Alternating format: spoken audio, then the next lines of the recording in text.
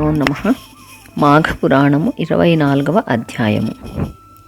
విశ్వామిత్రునికి వానరముఖము కలుగుట. శూద్ర స్త్రీ వృత్తాంతము. మాఘమాసమందలి నదీ స్నానం మనుజులకే కాక దేవతలకు గంధర్వులకు కూడా పరమ పవిత్రమైనది. ఒక మాఘమాసంలో ఒక గంధర్వుడు తన భార్యతో భూలోకానికి వచ్చి గంగానదిలో స్నానమాడెను. తన భార్య మాత్రం స్నానమాచరించనని చెప్పుటచే ఆమె దేవత్వము నశించి గంధర్వలోకానికి వెళ్ళలేక ఉండిపోయినది. ఆమెను విడిచిపెట్టి ఆ గంధర్వుడొక్కడే వెళ్ళిపోయాడు.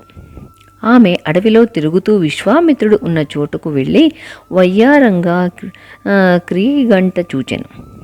ఆమె అందము యవ్వనానికి విశ్వామిత్రుడు తన్మయుడై ఆమెను ప్రేమించుటచే ఇద్దరూ కామక్రీడలతో తేలియాడుచుండగా మరలనా గంధర్వుడు భార్యను వెతుకుకొనుచూ వచ్చి చూడగా విశ్వామిత్రుడు గంధర్వ స్త్రీకి క్రీడించుచుండెను.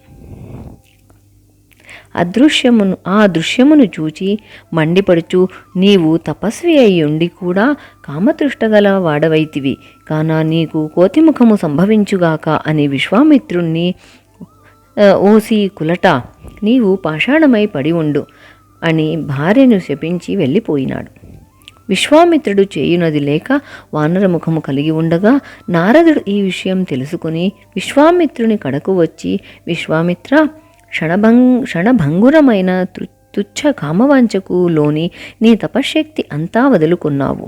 సరే లెమ్ము, గంగానదిలో స్నానం చేసి నీ కమండలంతో గంగాజలం తెచ్చి ఈ పాషాణంపై చల్లుము అని నారదుడు వివరించగా విశ్వామిత్రుడు గంగానదిలో స్నానం చేసి విష్ణువుని ధ్యానించి కమండలంతో నీరు తెచ్చి పాషాణంగా మారిన గంధర్వ స్త్రీపై చల్లెను.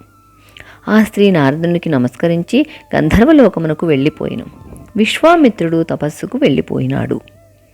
మాఘపురాణము 24వ అధ్యాయము సమాప్తం.